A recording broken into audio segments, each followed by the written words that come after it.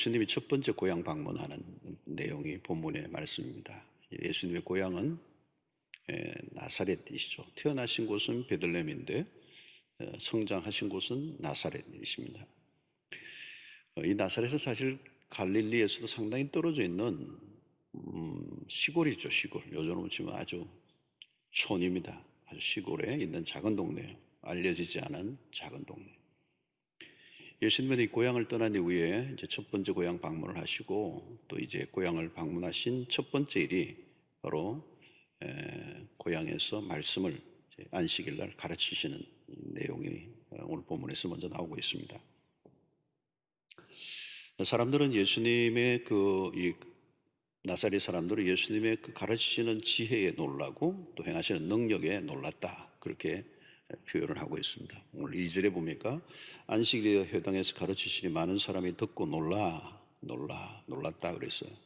이 사람이 어디서 이런 것을 얻었느냐? 이 사람이 받은 지혜와 그 손으로 이루어지는 이런 권능이 어찌 됨이냐? 여기서 놀랐다는 이 표현은 부정적인 의미가 있습니다. 놀랄 때 우리가 긍정적인 놀람도 있고 부정적인 놀람도 있죠. 여기서는 부정적인 놀람이에요. 와, 우리가 감탄한 게 아니고 뭐 이런 분위기예요. 자, 2절에 보면 그 말씀이 놀라라고 하는 이 부분인데, 이 권능 자체를 보면 굉장히 능력이 있고 가르치시는 것을 보면 권세가 있어 보이는 거죠. 이것은 그동안의 기존의 랍비들에게서는 볼 수 없는 모습이었습니다. 근데 사람들은 이 예수님의 능력에 출처를 의심하고 있는 거죠. 이게 어디로부터 나온 건가? 혹시 귀신으로부터 나온 것은 아닌가? 항상 예수님의 그 권능에 대해서 귀신의 왕, 이제 힘을 빌렸다, 이런 얘기를 하죠. 예수의 능력과 지혜를 인정하지 않으려고 하는 분위기가 이 나사렛 동네에 꽉 차 있는 것입니다. 자, 그러면서 이 얘기가 좀 이상하게 흘러가는데요. 오늘 3절에 보면 이 사람이 마리아의 아들 목수가 아니냐? 야고보와 요셉과 유도와 시몬의 형제가 아니냐? 그 너희들이 우리와 함께 여기 있지 아니하냐 하고 예수를 배척한지라. 이 사람이 마리아의 아들 목수가 아니냐? 무슨 의미로 이 질문을 던졌을까요? 상당히 많은 내용을 품고 있습니다. 이 질문에. 마리아의 아들 목수가 아니냐? 이 말은 난 당신의 엄마를 알고 있어. 그렇죠? 이 말의 뉘앙스는 뭐가 있습니까? 난 당신의 부모 레벨이야. 그죠? 한국으로 치면 이게 뭐냐면 너 나이 몇이야? 이런 거하고 비슷해요. 또 여기 보면 마리아의 아들이라는 마리아, 요셉의 아들이 아니라 요셉은 이미 죽었단 말이죠. 남편이 없는 가정, 아버지가 없는 가정에 가족사를 지금 덜먹이고 있는 거예요. 특별히 여기 보니까 목수가 아니냐, 목수를 언급하는 신상, 직업을 들고 있습니다.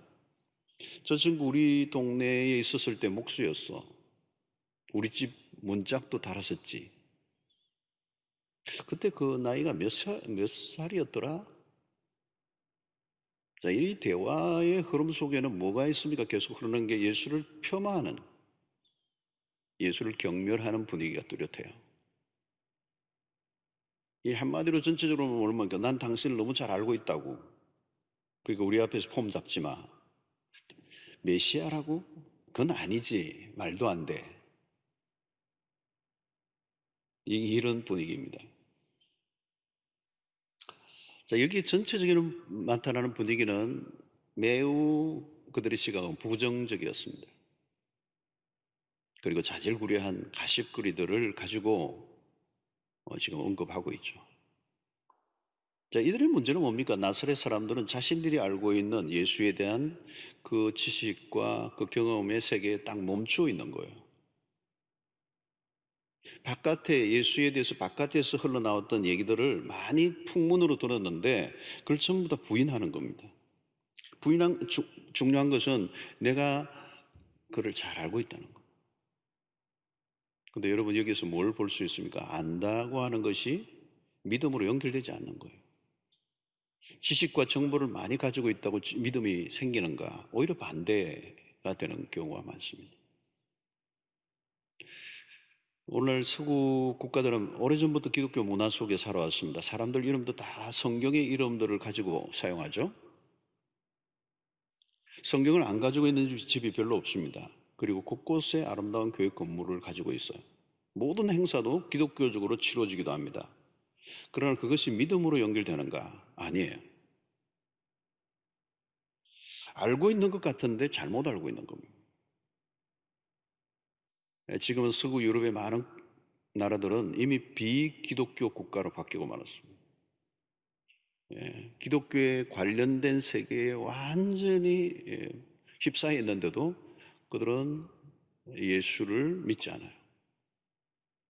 확신을 심어줄 증거물이 아무리 많아도 믿지 않으려고 하는 사람들에게는 의미가 없는 것입니다. 믿으려고 하는 사람들에게는 뭐 증거물 하나 없어도 믿죠. 그러니까 자료나 정보의 부족이 아니라 믿음의 문제예요. 자, 오늘 그리스도께서 고향에서 경험하신 것은 뭘까요? 오늘 3절에 보면 이 사람이 마리아의 아들 목수가 아니냐,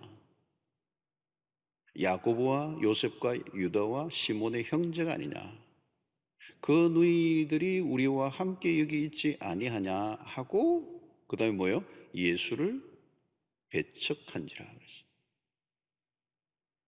이게 배척이라는 단어가 굉장히 우리가 주목해야 될 단어입니다. 이 배척이라는 단어 안에는 뭐가 들어있냐면 스캔들이라는 의미가 되어 있어요. 이 스캔들이라는 말은 우리 영어로 이 스캔들 그런 얘기 하잖아요. 이게 헬라에서 나온 단어입니다. 헬라. 예. 이 단어의 뜻이 뭐냐면 걸려 넘어지다, 또 감정을 상하게 하다, 뭐 다르게 표현하면 매우 부끄러움을 느끼다, 뭐 이런 뜻이에요. 또 우리가 스캔들이라는 단어를 언제 씁니까? 어떤 유명 인사가 부도덕한 일을 행했을 때 그 추문들, 그죠? 추문들을 두고 하는 말이에요. 소위 부끄러운 이야기죠. 스캔들이 드러나는 걸 원치 않죠. 이게 드러날 때 그게 부끄러움을 느끼는 것입니다. 그러니까 오늘 나사렛 동네 사람들은 예수가 자기 동네 사람이라고 하는 것을 알려지는 것을 수치롭게 여겼다는 거예요. 그게 이게 배척에 아주 이렇게 숨어 있는 의미예요. 자, 배척이라는 말은 더 이상 쓸 데가 없을 때 버리는 것을 말하는 거잖아요. 그래서 건축가들이 집을 지을 때, 그 예수님의 시대도 마찬가지입니다. 집을 지을 때 이제 돌들로 집을 지을 때 돌들을 고릅니다. 건축자가. 그래서 고르다가 좋은 돌들은 이제 요긴한 돌들은 다 고르고 좀 쓸데없는 돌들은 이제 버리죠. 그걸 가르쳐서 예수님은 뭐예요? 건축자들이 버린 돌이라는 거. 그렇게 취급을 받은 거죠. 이게 배척이라는 의미입니다. 쓸모가 없는 존재라는 거. 전혀 쓸모가 없는 존재. 버림을 받은 거죠. 이사야가 일찍이 예언한 바가 있는데 이사야 53장 3절에 보면 그런 멸시를 받아 사람들에게 버림받았으며, 예수 그리스도가 오시기 전에 700여 년 전에 이미 이사야의 예언이 그대로 지금 이루어지고 있는 거예요. 어디에서요? 자기 고향 동네에서. 강고를 많이 겪었고 질구를 하는 자라 마치 사람들이 그에게서 얼굴을 가리는 것 같이 멸시를 당하였고 우리도 그를 귀히 여기지 아니하였도다. 자, 나사렛에서 경험했습니다. 이것을. 자, 요한복음 1장 11절에 보니까 자기 땅에 오매 자기 백성이 영접하지 아니하였으나, 예수님의 생애는 거절과 배척으로 가득 차 있습니다.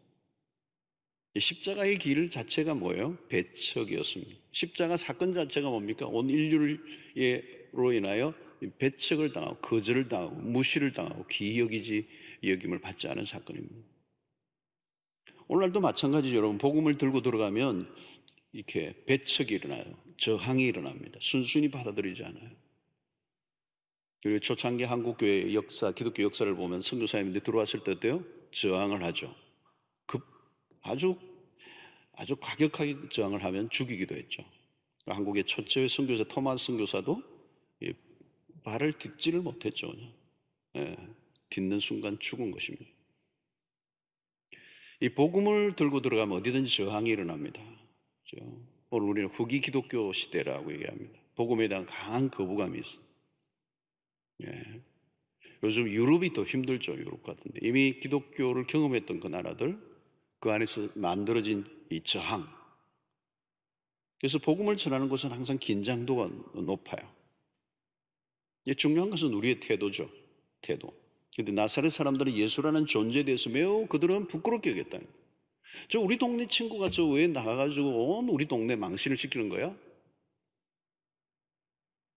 이 부정적이고 이 불신앙적인 모습으로 바라보니까 예수의 어떤 행적 자체가 그들에게는 매우 못마땅했고, 우리 동네 사람에게 난 부끄러워. 이제 이렇게 여겼던 거죠.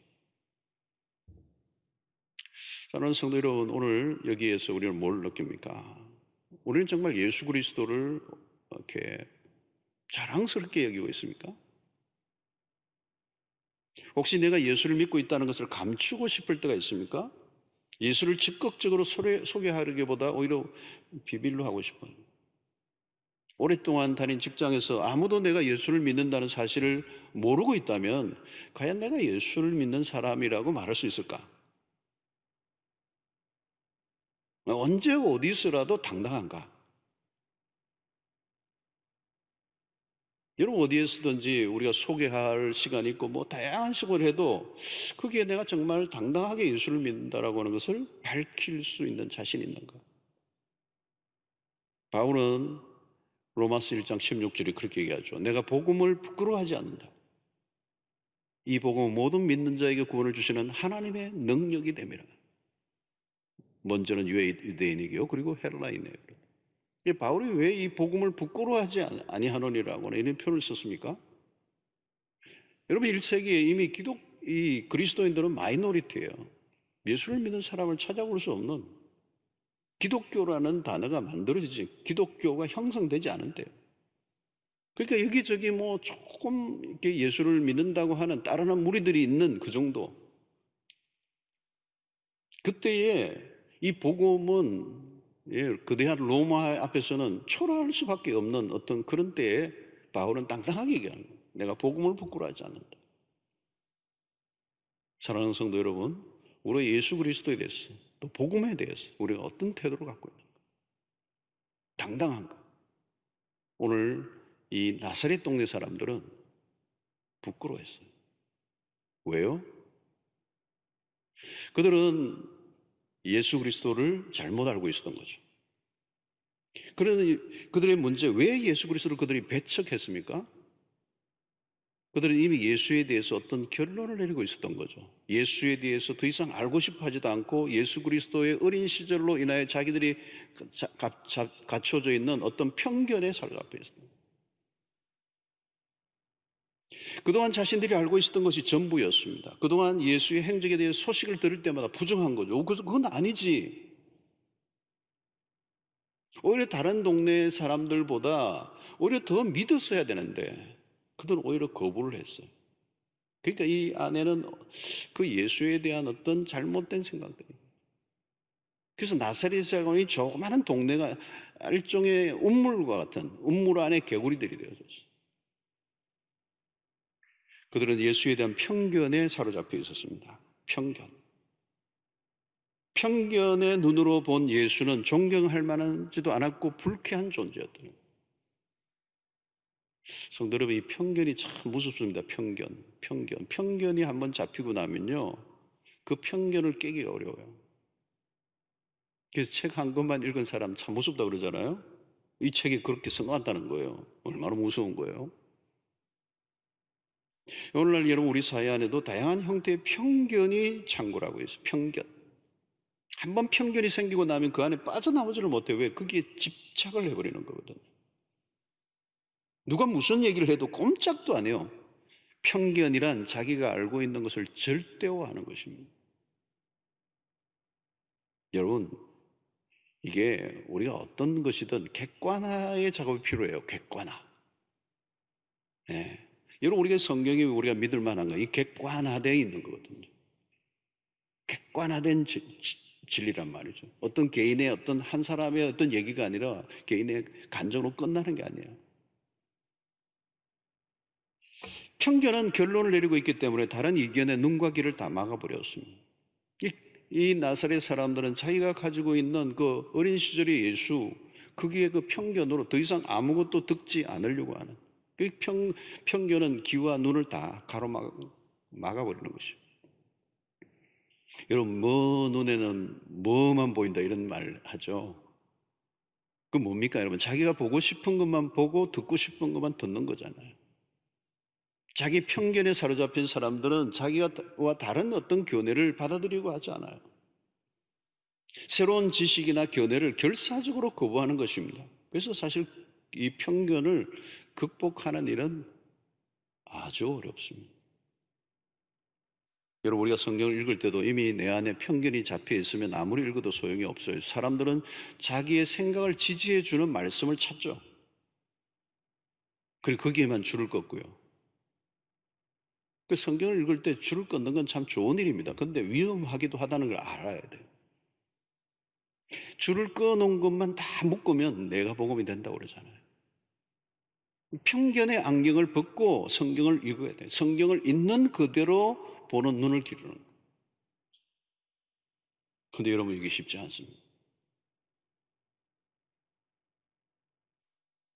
요즘도 백신에 대한 음모론을 주장하는 사람들이 있어요. 자신들이 가진 정보에 절대적 확신을 갖고 있어요. 뭐 백신에 마이크로칩을 넣어서 세계를 뭐 통제하는 수단으로 삼는다는 것을 요한계시록과 연결시켜가지고 뭐 희한한 논리를 만들어내요. 그걸 막 절대적으로 또 믿어요.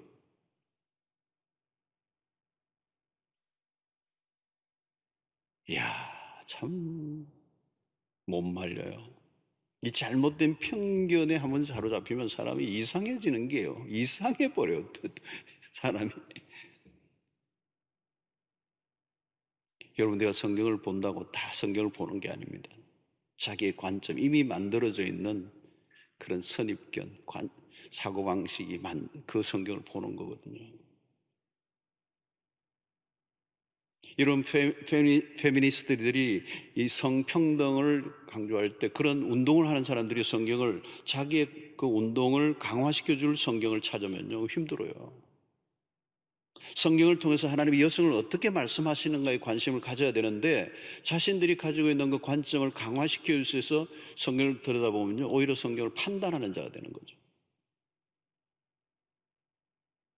그러면 성경의 의도와 하나님의 뜻을 이해하기 어려운 것입니다. 편견 때문이죠. 편견을 내려놓지 않으면 믿음의 세계로 들어갈 수가 없습니다. 여러분, 편견을 내려놓으려고 하면 어떻게 됩니까? 나도 편견을 가질 수 있다는 사실을 인정해야 되는 거거든요. 내가 알고 있는 것, 내 눈으로 본 것, 내가 경험한 것이 전부라고 굳게 믿으면 안 되죠. 기본적으로 겸손해야 됩니다. 그래서 편견이라는 단어와 늘 함께 따라다니는 단어가 있는데, 오만이라는 단어입니다. 오만. 편견과 오만, 그죠? 독선이라는 거죠. 나사렛 사람들의 그 편견은 결국 예수 그리스도의 신성, 성육신을 보지 못했습니다. 그들은 과거의 경험에 갇혀 있었습니다. 자신들이 알고 있는 정보가 전부라고 여겼던 거죠. 그래서 이 편견은 인간의 죄성을 드러냅니다. 모든 것을 바라보고 해석하는 것이 자기중심적, 자기에게 유리한 쪽으로 몰고 가는 것. 그것이 나중에는 편견이 형성되고, 그 편견이라는 자기만의 독특한 안경을 끼고 모든 사물과 또 성경까지도 그렇게 해석하는 것. 그래서 복된 눈은 있는 그대로 볼 수 있는 눈입니다. 네. 자, 사도 바울은 처음 다메섹 독산에 주님을 만나고 난 다음에 그의 눈에 비늘이 벗겨지는 사건이 있습니다. 이게 상징적인 일이죠. 눈에 비늘이 벗겨지는 것. 나중에는 아라비아로 가서 한 3년을 보내죠. 이것도 일종의 그 한 번에 비늘이 벗겨지는 게 아니라 오랫동안 자신의 삶에 닦여져 있는 유대주의적 관점, 복음을 해석하고 녹여내기에 한계가 있는 그 모든 것을 다 이렇게 씻어내는 작업을 해요. 그러니까 하나님의 새로운 은혜를 받으려고 하면 이전의 것을 잊어버리고 정말 어린아이 마음으로 순수하게 그 앞에 서는 거예요. 하나님의 말씀도 그렇습니다. 우리 설교자들도 이 자주 빠지기 쉬운 오류 중에 하나가 뭐냐면, 내가 전에 깨닫고 해석하고 내가 잘 알고 있는 본문을 그것을 그냥 하나로 완전히 결론을 내버리고 있으면 안 돼요. 어떤 것이든 하나님께서 새롭게 주시는 은혜가 있음을 알고 내가 알지 못하는 영역이 있을 수 있다는 사실을 늘 전제하고 성경을 보는 거예요. 그래서 내가 익숙한 본문에서 오히려 하나님의 참된 진리를 놓칠 때가 많아요. 내가 알고 있는 게 전부라고 얘기하면 안 된다는 거예요. 편견을 내려놓아야 자신의 한계를 인정하는 거예요. 여러분, 인간이 가지고 있는 지성까지 다 포함하는 것입니다. 우리의 경험과 우리의 지성. 근데 사람이 여러분 잘 내려놓지 못하는 것은 자기가 아는 지식은 내려놓을 수도 있지만 어떤 때는 자기가 했던 경험은 내려놓기가 어려워요. 근데 여러분, 우리가 은혜를 받으면 우리에게 찾아오는 현상 중에 하나가 시야가 넓어집니다. 세상을 넓게 본다는 거죠. 이해력이 넓어지고 통찰력이 넓어지고, 전에는 동굴 안에 갇혀 있었다면 이 바깥 세계로 나오는 것 같아요. 광명, 새로운 광명. 동굴 안에 있을 때는 희미한 빛만 보였어요. 근데 그게 전부라고 여겼던 거죠. 근데 동굴 바깥으로 나오니까 새로운 세계가 있는 거예요. 우물도 마찬가지예요, 여러분. 우물 안에만 갇혀 있으면은 그 하늘, 우물에서 보는 하늘은 그거밖에 없는 거예요.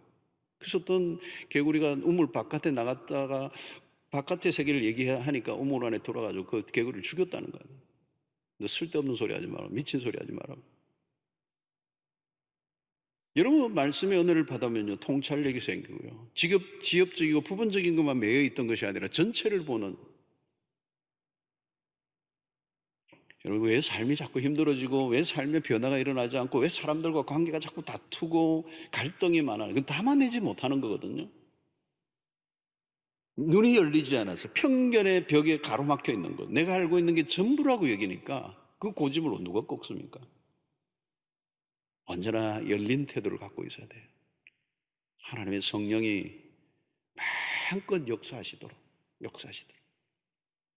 20년, 30년 큐티를 했어도요, 그 본문을 오늘 아침 처음 대하는 것처럼, 그죠?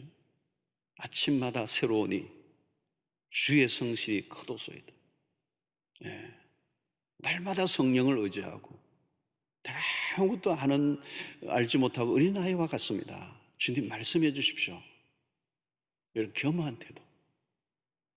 내가 몰랐구나. 내가 그걸 못 깨달았구나. 내가 그동안 내가 뭔가 내 눈에 비늘이 있었구나.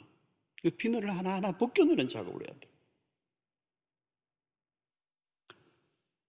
자, 오늘 예수는 고향에서는 존경받지 못하셨지만 의외의 곳에서 존경을 받으셨어요. 이미 예수의 사역을 통하여 유다 전역에 퍼졌죠.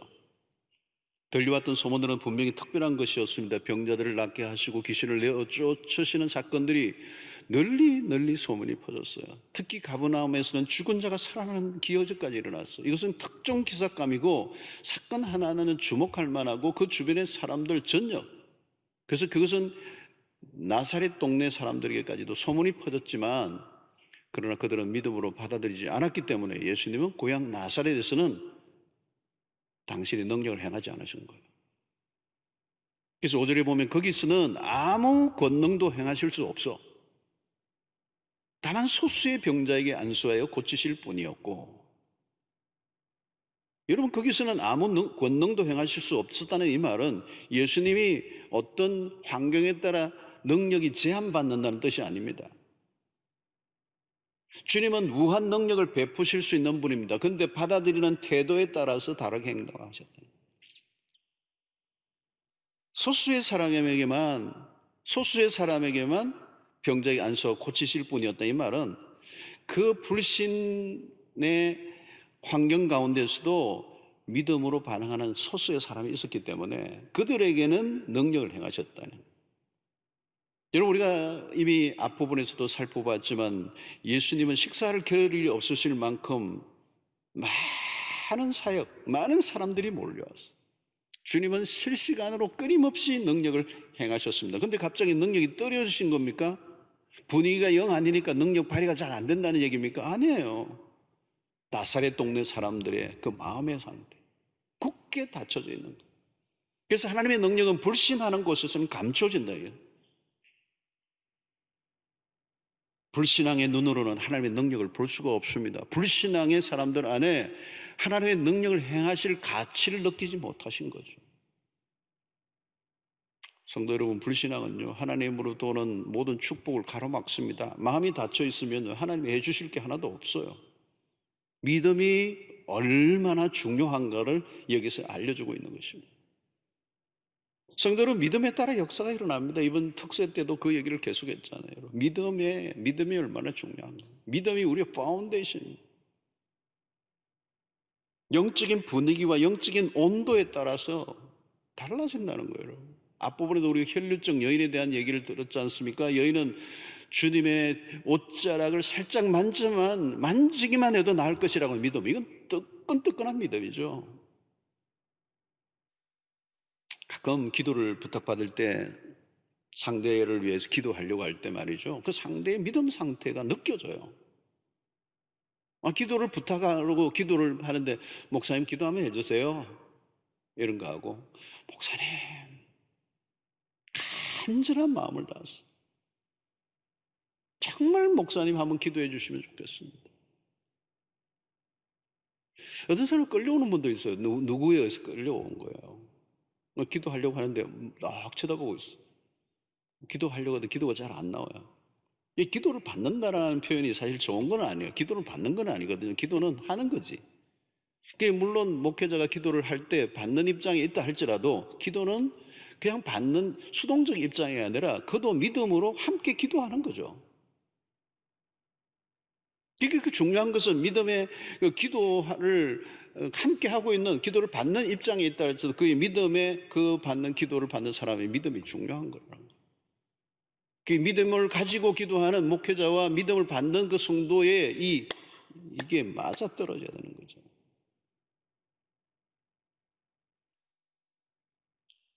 여러분, 능력자가 기도한다고 응답되기보다 기도에 대한 믿음을 가진 태도가 더 중요해요. 예. 신방을 가봐도 마찬가지죠. 현관에서부터 느껴지잖아요. 우리 예배를 드릴 때, 기도할 때 그 아멘 하는 반응을 보면 이미 역사를 하고 있다는 거예요. 설교를 할 때도 마찬가지입니다. 그런 경험을 할 때가 참 많습니다. 설교를 하는데 말씀의 능력이 나타나는 거예요. 준비한 것 이상의 역사가 일어나요. 말씀이 특별한 게 아니에요.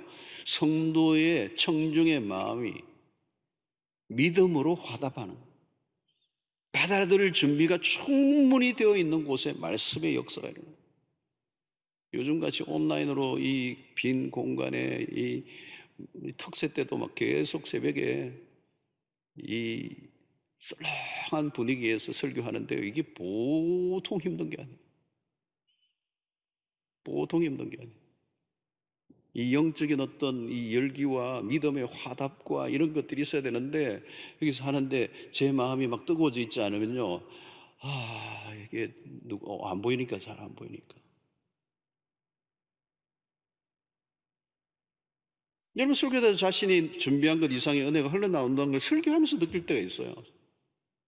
예. 어떤 데는요, 주일을 할 때요, 예배마다 달라요. 2부, 3부, 4부, 5부 하는데요, 다 달라요.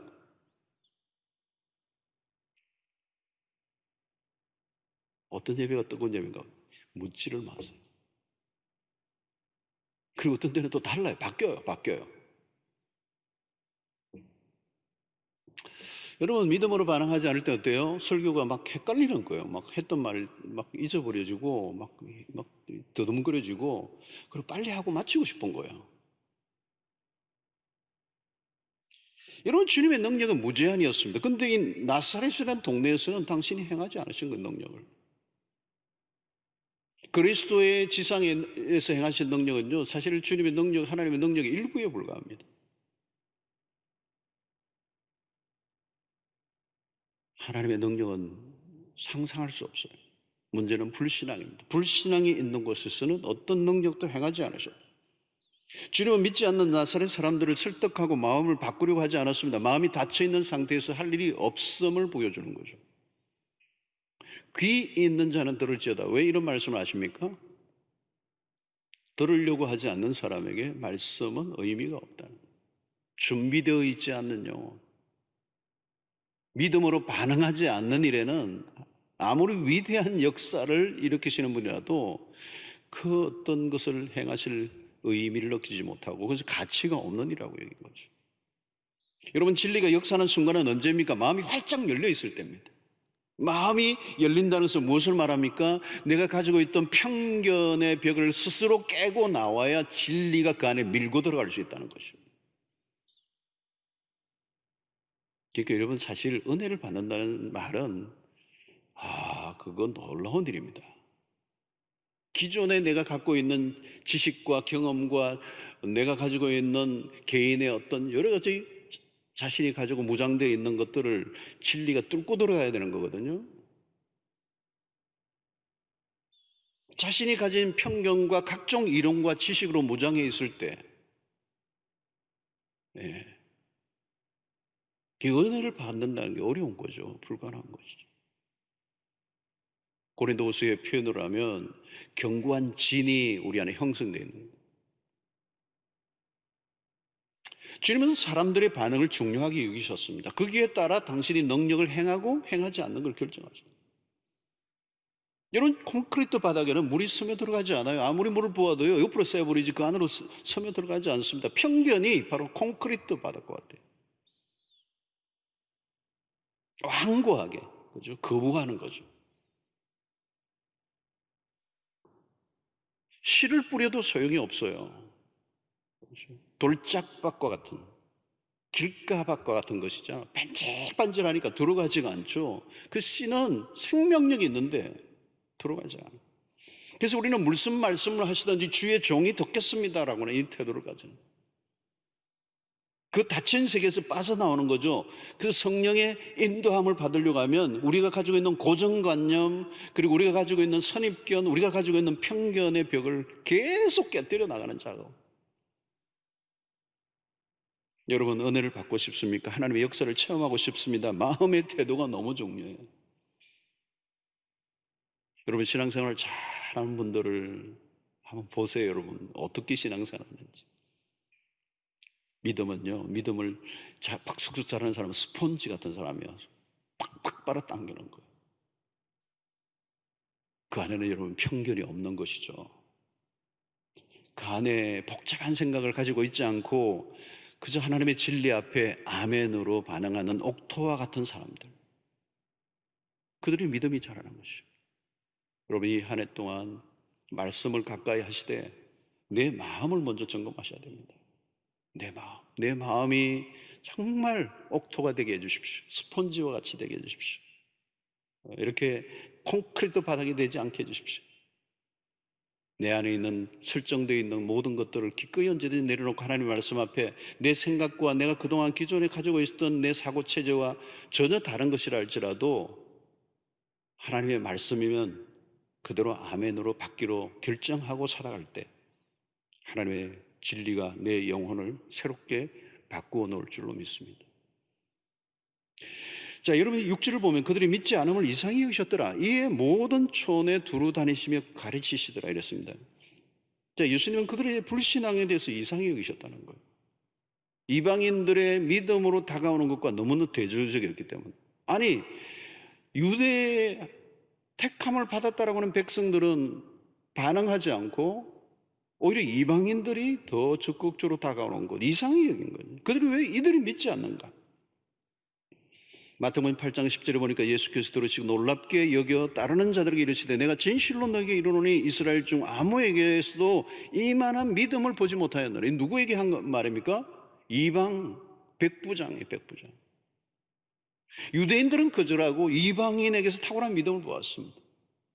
자, 다른 동네 사람들은 다 받아들였는데 예수님의 동네 사람들은, 아니 가족들마저도 그를 배척했어요. 여러분, 이게 전혀 의외의 반응이라는 거죠. 의외의 반응. 신기한 일이에요. 의외의 사람이 은혜를 받아. 설교를 해도 그렇습니다. 참 의외의 곳에서 은혜를 받는 사람들이 있어요. 우리가 생각하는 것과 전혀 다른 반응이 일어나는 거죠. 참 알 수 없는 일이에요, 여러분. 해마다 특세를 해보는데요. 특세를 하는데 어떤 분은 그 특세 때마다 어떤 사람은 인생이 바뀌었다고 그래요. 예.